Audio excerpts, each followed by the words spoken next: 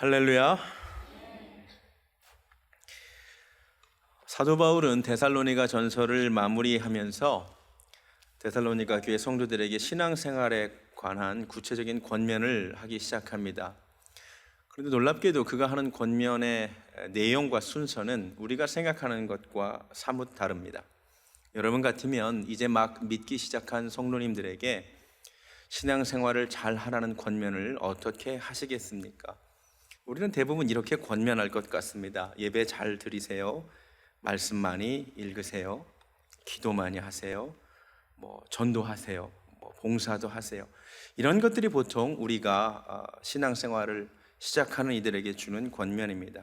놀랍게도 사도 바울은 데살로니가 교회 성도들에게 신앙생활을 어떻게 해야 하는지를 권면하면서 다음과 같은 이야기를 먼저 꺼냅니다. 12절과 13절을 다시 읽겠습니다.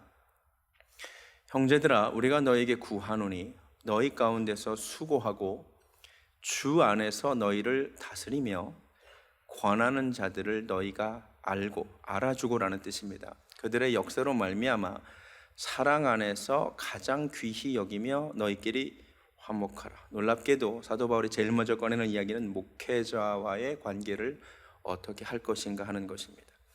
목회자를 어떻게 대해야 하냐면 그들을 알아주고 귀하게 여기고 목회자와 화목하게 지내라는 것입니다. 이것이 사도 바울이 신앙생활에 대한 구체적인 권면을 하면서 꺼낸 첫 마디입니다. 그 내용은 차차 살펴보기로 하고, 두 번째로 그가 하는 권면은 무엇이냐면 14절부터 15절을 다시 읽으면, 또 형제들아 너희를 권면하노니 게으른 자들을 권계하며 마음이 약한 자들을 격려하고 힘이 없는 자들을 붙들어 주며 모든 사람에게 오래 참으라. 15절에는 누가 누구에게든지 악으로 악을 갚지 말고 항상 선을 따르라는 것이죠. 사도 바울이 주는 두 번째 권면은 성도들이 서로 어떤 관계로 신앙생활을 해야 하는가 하는 것입니다. 놀랍지 않습니까? 사도 바울이 신앙생활에서 가장 중요하게 생각하는 두 가지는 첫 번째 목회자와의 관계고 두 번째 성도 서로 간의 관계라는 것입니다. 그리고 나서 비로소 제가 다음 주에 설교하겠지만 16절부터 한 개인이 하나님 앞에서 해야 될 일을 언급합니다. 항상 기뻐하고 쉬지 말고 기도하고 범사에 감사하라는 것입니다. 그런데 우선순위를 보십시오. 먼저 목회자의 관계를 잘 가지고 그 다음에 성도와의 관계를 잘 가지라는 거죠. 그래서 제가 오늘 설교 제목을 이렇게 정했습니다. 신앙생활은 관계입니다. 여러분, 신앙생활은 1차적으로는 하나님과의 관계지만 사실상 하나님과 1대1로 하는 것이 아닙니다. 하나님께서 세우신 목회자와의 관계가 있고요, 하나님께서 옆에 두신 연결하게 하신 옆 성도와의 관계가 있습니다. 무엇이 신앙생활을 잘하는 것이냐면 목회자와 관계를 잘하는 것이고 옆 성도와의 관계를 잘하는 것임을 깨달으시기 바랍니다. 말씀을 통해 구체적으로 목회자와 어떤 관계를 맺어야 하는지를 살펴보겠습니다. 먼저 목회자가 누군지를 오늘 본문을 통해 알 수 있는데 사도 바울에 따르면 세 가지 정도로 정의될 수 있습니다. 보여주시면, 너희 가운데 수고하는 자, 주 안에서 너희를 다스리는 자, 그리고 권하는 자. 이것이 사도 바울이 말하는 목사입니다. 목사가 누구라고요? 교회를 위해 수고하는 자, 주 안에서 성도들을 다스리는 리더고, 그리고 권하는 자, 권면하는 자입니다. 하나씩 살펴보겠습니다. 첫 번째, 목회자는 너희 가운데, 그러니까 교회 가운데, 성도들 가운데 성도님들을 위하여 수고하는 자입니다. 그럼 구체적으로 무엇을 위해 수고하느냐? 사실 성도님들이 다 교회를 위해 수고하죠. 그런데 목회자가 특별히 하는 수고의 영역이 무엇이냐면 디모데전서 5장 17절에 이렇게 나옵니다. 보여주시면, 말씀과 가르침으로 수고하는 자들입니다. 목회자는 무엇으로 수고한다고요? 말씀과 가르침으로 수고하는 것입니다. 저는 말씀과 가르침으로 수고하도록 부름을 받은 거죠. 집사님들은 왜 세워졌죠? 목회자가 말씀과 가르침에 전념하라고 세워진 겁니다. 사도행 6장을 다시 보여드리면, 12사도가 모든 제자를 불러 이르되 우리가 목회자들이 하나님의 말씀을 제쳐놓고 접대를 일삼는 것이 마땅하지 아니하니까 성령과 지혜가 충만한 집사님들을 세우고 그들이 그 일을 감당하고 목회자는 오로지 기도하는 일과 말씀 사역에 힘쓰겠다고 말합니다. 목회자가 무슨 일을 해야 되는지를 아시겠죠? 기도하는 일, 말씀을 연구하고 가르치는 일이 목회자가 하는 일이에요. 이거 모르시는 분들 계시더라고요. 그래서 묻더라고요. 목사님은 왜 일 안 하냐고? 이게 일이에요. 기도하고 말씀을 준비하고 가르치는 것이 일입니다. 이거 아셔야 돼요.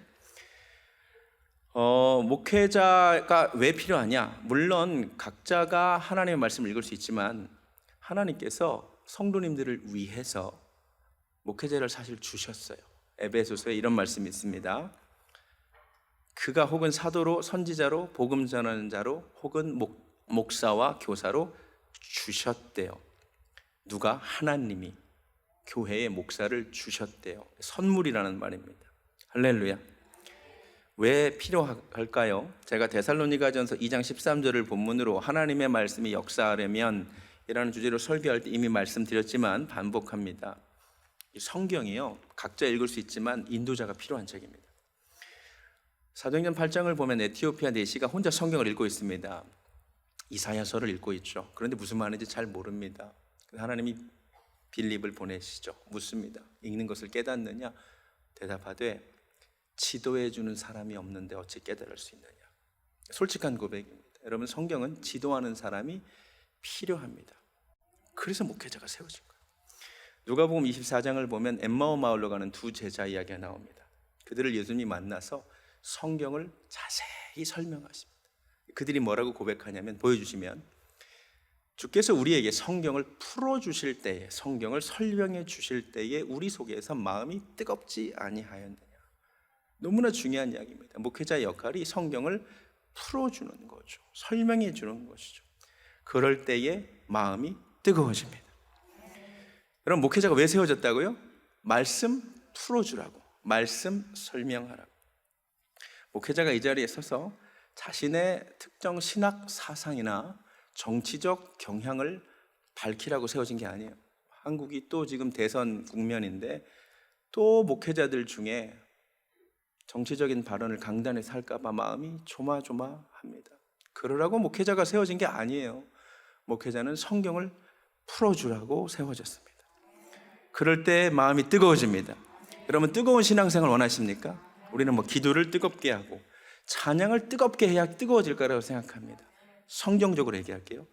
말씀이 풀어질 때 우리가 뜨거워지는 것입니다. 하나님의 말씀이 풀어질 때 하나님의 뜻이 분별되기에 우리가 그때 뜨거워지는 것입니다. 우리 교회가 뜨거운 신앙생활 하기를 원합니다. 부흥은 언제 일어납니까? 목회자가 말씀 사역에 집중할 때 일어납니다. 자, 사도행전 6장에서 집사님들이 세워지고 나서 곧바로 보고하는 내용은 교회 부흥입니다. 보여주시면, 하나님의 말씀이 점점 왕성하여 예루살렘에 있는 제자의 수가 더 심히 많아지고 허다한 제사장의 무리도 이도에 복종하니라. 집사님들이 세워지고 목회자가 말씀에 집중하면서 그 다음에 나오는 것이 교회 부흥입니다. 하나님의 말씀이 왕성하기 때문에. 목회자가 성도들에게 보일 수 있는 최고의 사랑은 무엇일까요? 말씀으로 건강하게 성도님들을 먹이는 것이죠. 한국교회 성도님들이 그렇게 생각하지 않습니다. 우리 교회 목사님은 참 사랑이 많아. 이 말은 무슨 의미일까요? 목사님이 잘 웃고 또 잘 챙기고 이런 뜻입니다. 신방 많이 하고. 아니요, 목회자가 성도에게 줄 수 있는 최고의 사랑은 말씀을 잘 풀어주는 것입니다. 그래서 목회자가 귀한 거예요. 한국교회 소위 개혁한다는 분들 중에 아주 이상한 풍조가 들어왔는데 경계하셔야 돼요. 우리 목사 필요 없다. 평신도들끼리 성경 읽고 깨닫는 거 나누면 된다. 심지어 아틀란타에도 그런 교회가 개척된 적이 있습니다. 목사 없는 교회. 교회 이름도 양들의 교회래요. 목사 없는 교회. 그런데 재미있는 것은 실제로 성도님들이 매주 설교를 할 수 있느냐? 할 수 없습니다. 현실적으로 연구할 시간도 없고 훈련도 받지 못했습니다. 그리고 그렇게 교회 개혁을 주창하는 사람들이 모여서 말씀을 나누는데 잘 보세요. 말씀이 성도님들 간에 평등하게 나눠지는 것이 아닙니다. 그 가운데 중에 말씀을 독점해서 전하는 자들이 반드시 있습니다. 누가 전하느냐? 잘 보세요. 세상에서 성공한 사람, 세상에서 사회적 지위가 있는 사람들이 거기서 말씀을 전합니다. 주로 교수, 의사, 이런 전문직에 있는 사람들이 그 모임에서 말씀을 전하고 있음을 보시기 바랍니다.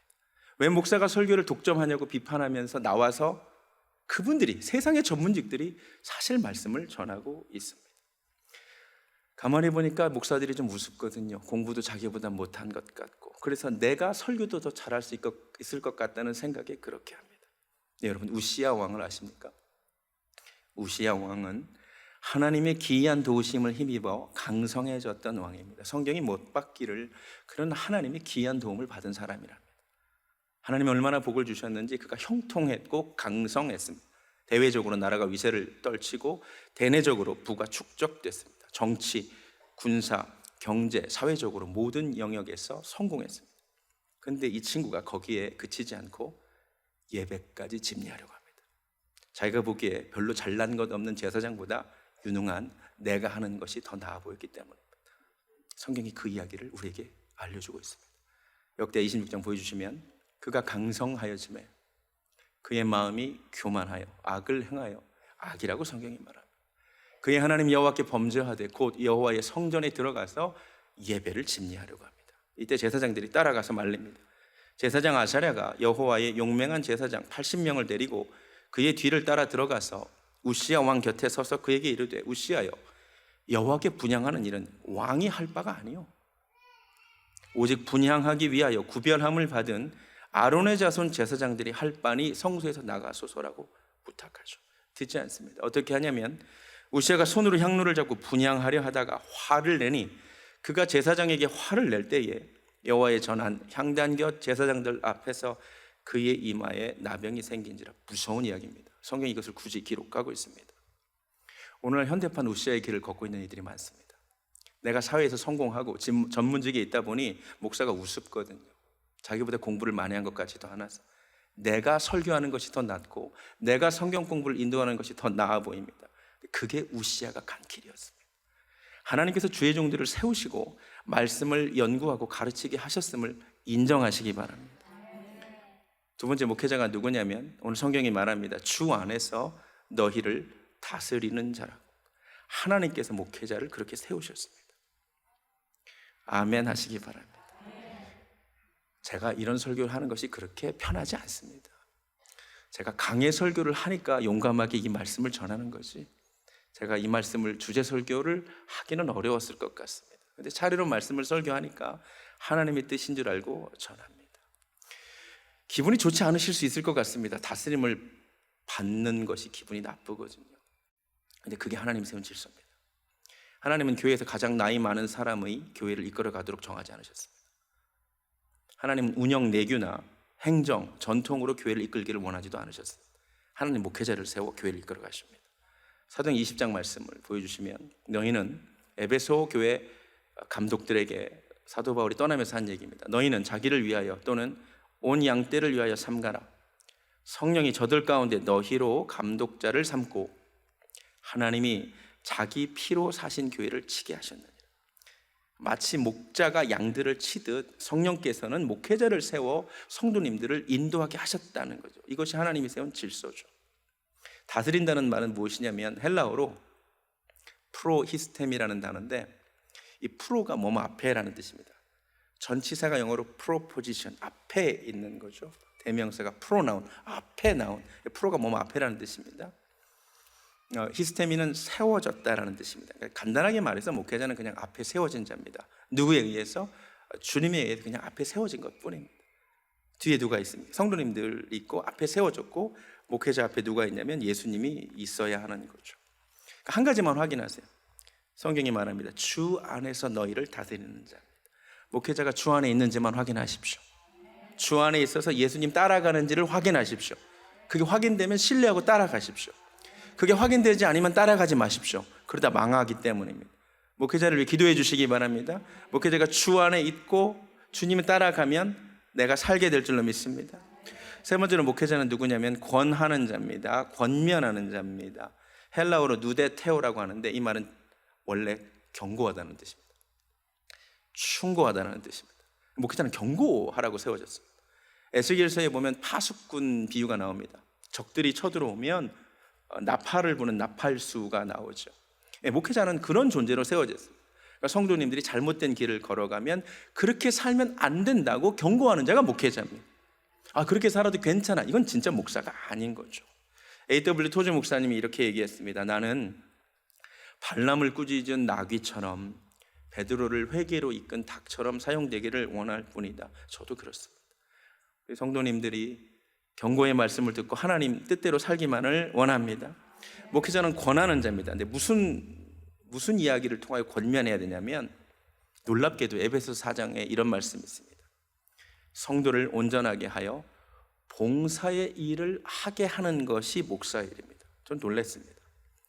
목회자가 해야 될 일 중에 하나가 뭐냐면, 어떤 권면을 해야 되냐면, 교회에서 봉사하지 않고 계시는 분들에게 주님의 몸된 교회를 섬기셔야 합니다. 이게 제가 할 일들이더라고요. 여러분, 교회 섬기셔야 됩니다. 집사님들 섬기셔야 됩니다. 부를 이름이 없어서 받은 직분이 아니에요. 섬기라고 세움을 받았어요. 제가 새가족 환영회 할 때마다 하는 레파토리가 있습니다. 여러분은 더 이상 새신자가 아닙니다.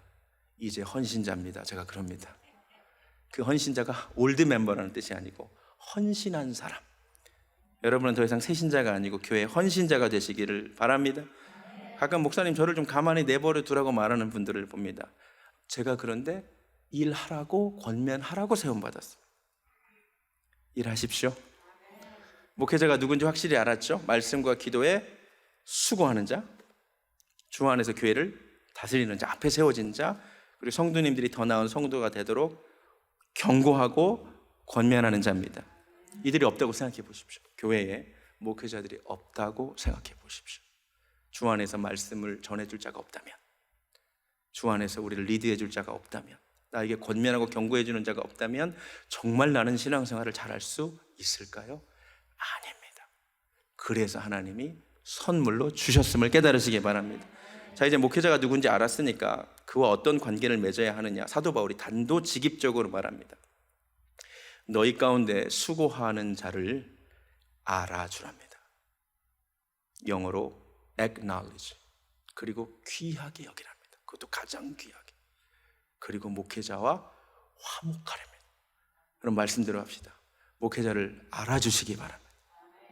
인정해 주시기 바랍니다. 하나님이 세운 사람을 존중하는 것이 하나님을 존중하는 것입니다. 우리 목사님 계셔서 참 좋다 그러세요. 그게 하나님 뜻이라니까요. 성경이 너희 가운데 수고하는 자를 알아주라 그랬어요. 여러분 잘 들으세요. 너희 가운데 수고하는 자를 알아주셔야 돼요. 여러분이 알아주셔야 될 목회자는 누구냐면, 여러분을 위하여 이 교회 가운데 말씀으로 수고하는 목회자를 알아줘야 돼요. 근데 한국 교회가 되게 이상하게 돌아갑니다. 우리 교회는 아니에요. 한국 교회가 어떤 현상이 있냐면, 많은 교회 성도님들이 자기 교회 목회자를 귀하게 알잖아요. 자기랑 전혀 상관없는 유명 목회자를 귀하게 합니다. 제가 만난 한 목사님이 이런 염려를, 걱정을 얘기하시더라고요. 자기 교회 성도님들이 그렇게 이찬수 목사님을 좋아한대요. 그렇게 유기성 목사님 설교를 듣는데. 그래서 요새 이민 목회의 절반은 이찬수, 유기성 목사님이 하신다는 우스갯소리도 있어요. 네, 여러분, 이찬수 목사님이 여러분을 위해 기도하지 않습니다. 유기성 목사님이 여러분을 위해 말씀을 준비하는 게 아니에요. 여러분 정확하게 아셔야 돼요. 그 말씀은 그 교회 성도들을 위하여 수고하고 준비한 말씀인 거죠. 여러분이 알아주셔야 될 목회자는 여러분 교회 담임 목회자인 거죠. 제가 잠언 말씀을 설교하면서 굉장히 놀란 말씀이 하나 있는데, 잠언 17장 24절 말씀입니다. 미련한 자는 그 눈이 땅 끝에 가 있다. 저는 이런 말씀이 성경에 있다는 것을 최근에 알았어요. 미련한 자는 그 눈이 꼭 땅 끝에 가 있대요. 멀리서 수고하는 선교사가 너무 귀해 보입니다. 아프리카 오지에서 선교하는 선교사가 너무 귀해 보입니다. 저기서 목회하는 담임 목회자가 너무 귀하게 보입니다. 근데 정작 내 교회 담임 목사는 하나도 귀해 보이지 않습니다. 성경은 그것을 미련하다라고 얘기합니다. 여러분, 무엇이 지혜입니까? 이 교회에서 목회자를 귀하게 알아주는 것이 지혜임을 깨달으시기 바랍니다. 성경은 또한 덧붙입니다. 그들의 역사로 말미암아 그들을 가장 귀하게 여기고, 영어로 esteem, 이게 respect입니다. 존경해라. abundantly for their works. 그들이 하는 일을 인하여. 이 중요한 건데요, 목회자의 인격 때문에가 아니에요. 목회자의 다른 어떤 것 때문이 아니라 그가 하는 말씀 사역 때문에 존경하라는 거예요. 할렐루야. 우리는 근데 이 목회자가 인격이 훌륭해서, 인격이 훌륭해야겠죠. 근데 그게 아니에요. 목회자가 하는 말씀 사역이 귀한 거죠. 어떤 분들은 목회자의 학위를 잘 보더라고요. 아주 좋은 학교를 나오면 귀하게 여기고요. 목회자의 학위가 귀해서, 공부를 많이 해서 귀하게 알아주는 게 아니에요. 하는 일이 말씀 사역이니까 귀한 거예요.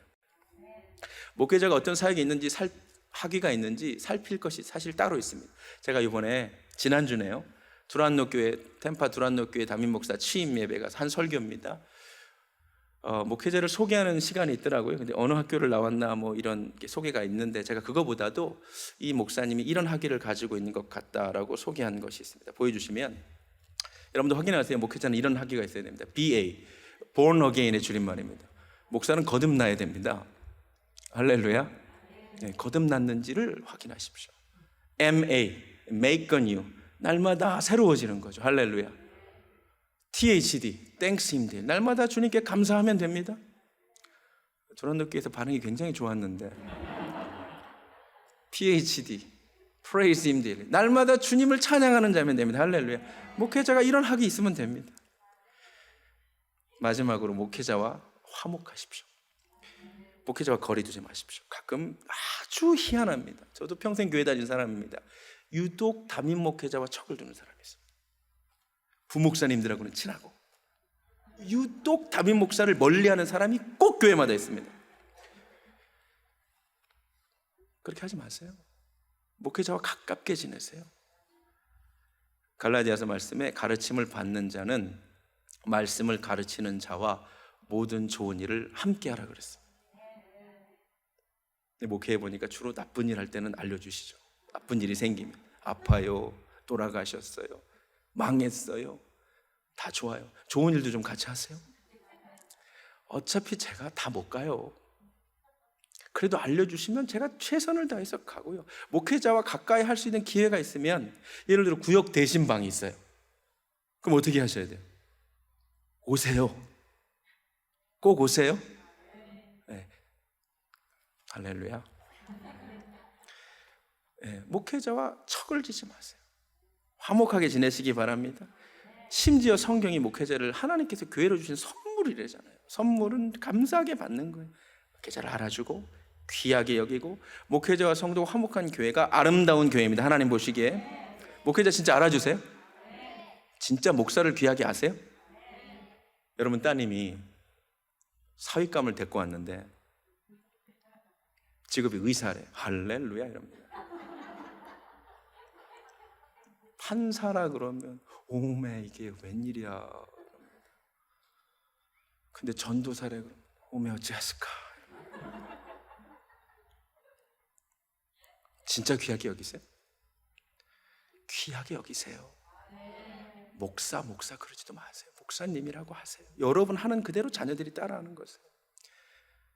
우리 교회가 하나님 보시기에 아름다운 교회 되기를 원합니다. 여기까지 설교를 듣고 일방적으로 너무 하나님이 목사 편인 것 같다, 이런 불만이 드실 수도 있겠죠.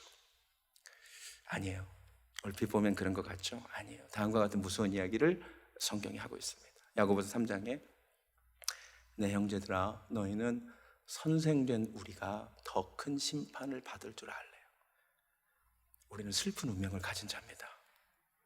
우리는 말씀을 전하기 때문에 말씀을 전해놓고 그렇게 못 살면 똑같은 죄를 지어도 목사는 더 큰 심판을 받게 되어 있습니다.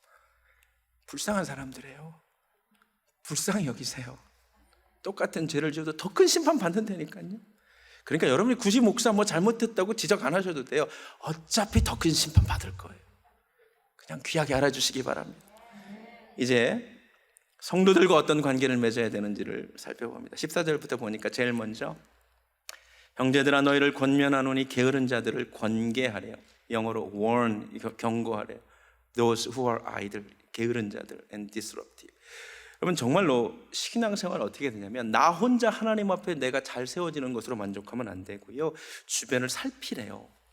구역 식구들 가운데 게으른 자들, 게을러서 신앙생활을 잘 안 하는 자들을 그냥 두면 안 된대요.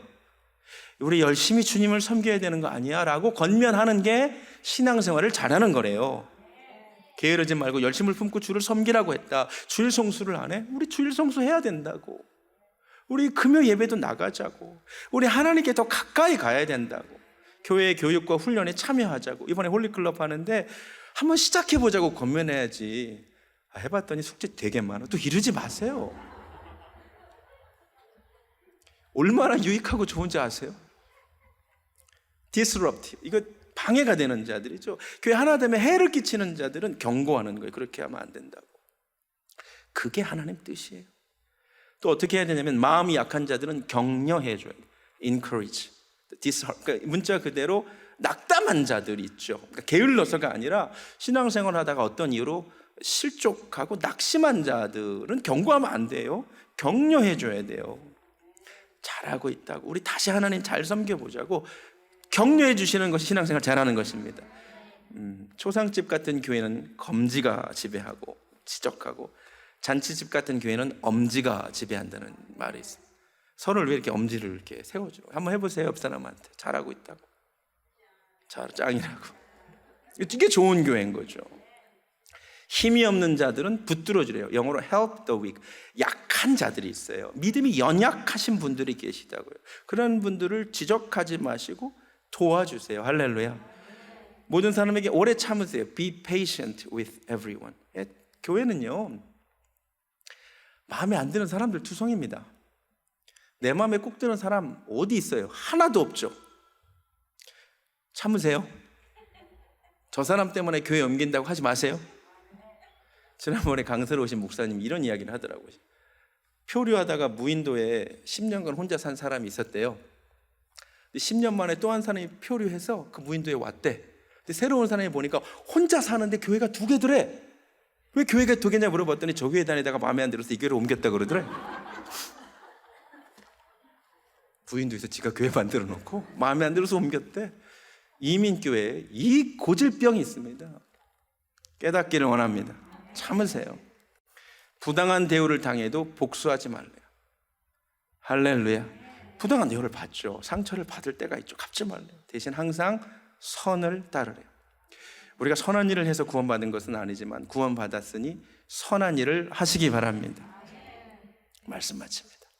신앙생활에 있어서 성경이 말하는 초점은 놀랍게도 관계인데요, 우리가 하나님과 1대1로 신앙생활 한다고 착각하지만 아니래요. 하나님이 목회자를 세웠거든요. 목회자와의 관계가 존재하죠.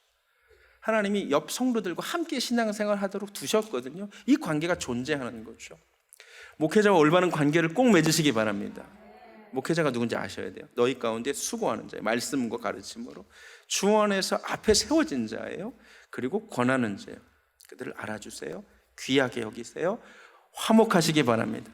성도들끼리 게으른 자들을, 나 혼자 신앙생활 잘하는 걸 만족하지 마시고, 구역 식구들 잘 보세요. 게을러요. 권면하세요. 마음이 상했어요. 격려하세요. 약해요. 연약해요. 붙들어 주시고 도와주세요. 할렐루야. 서로 오래 참고 항상 선을 따르는 그런 교회, 아름다운 교회인들로 믿습니다. 오늘 말씀을 잘 보면 다 무엇을 하라입니다. 성경에는 to do의 음성도 있고 to be의 음성도 있는데 오늘 본문은 다 to do, 하라예요. 하라는 말씀 앞에는 순종할 거냐 말 거냐만 남아요. 순종하시기 바랍니다. 사도행전을 영어로 act라고 합니다. 신앙생활은 act, 하는 것입니다. 믿는다는 고백으로 끝나는 것이 아니라 다음과 같은 말씀을 하는 것이 신앙생활입니다. 열심히 행함으로 아름다운 교회 함께 만들어가기 원합니다. 찬양하겠습니다. 교회, 이런 교회를 함께 만들어 갑시다.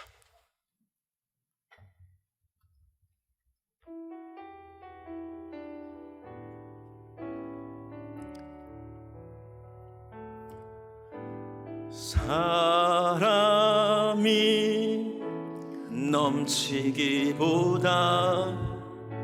사랑이 넘치는 교회, 섬김을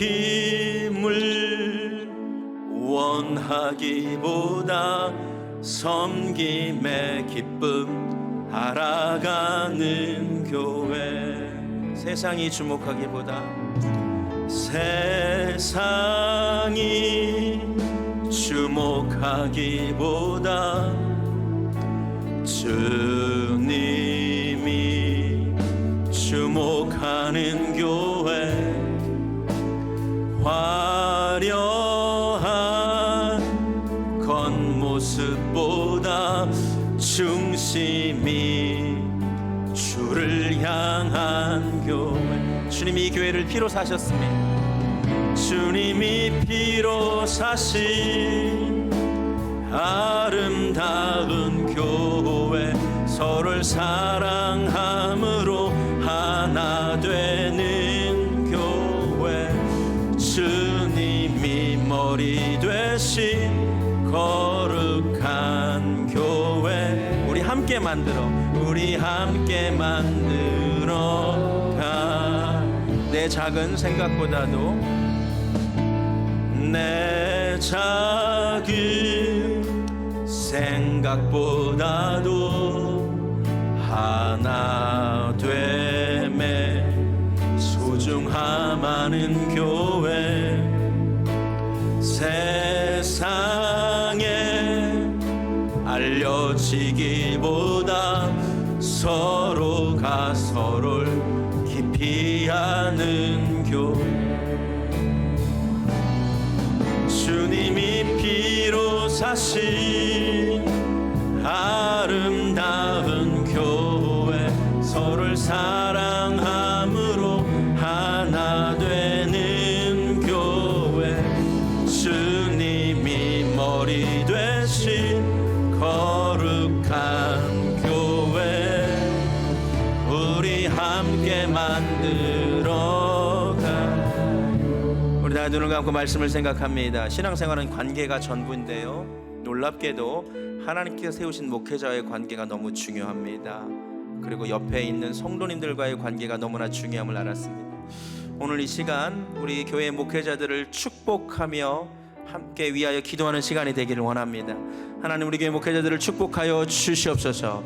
하나님의 말씀과 기도에 전념할 때에 이 교회에 살아있는 하나님의 말씀이 선포되고 강단에서 불이 토해져서 우리의 영혼이 뜨거워지게 하여 주시옵소서. 우리 교회가 더욱더 부흥하고 말씀이 흥왕하게 하여 주시옵소서. 우리가 나 혼자 하나님 앞에 잘 서 있는 것으로 만족하지 말고 옆에 있는 자들을 살펴보아 경고하고 권면하고 세워져서 함께 세워져가는 교회 되기를 원합니다. 우리 주의 이름 간절히 한번 부르고 목회자와 성도님들을 위해 함께 기도하겠습니다. 주여 하나님 감사합니다. 이곳에 주님의 몸된 교회를 세워주시고 오늘까지 인도하여 주시니 감사합니다. 하나님께서 아버지 교회에 말씀과 기도로 가르치는 일에 수고하는 자를 세워주셨습니다.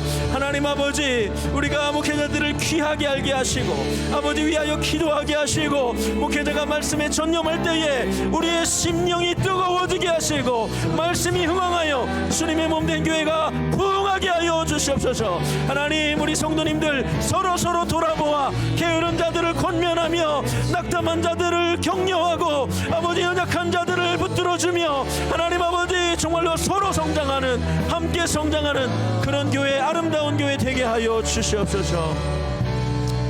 하나님 감사합니다. 이곳에 주님의 몸된 교회를 세우시고 여기까지 인도해 주셔서 감사합니다.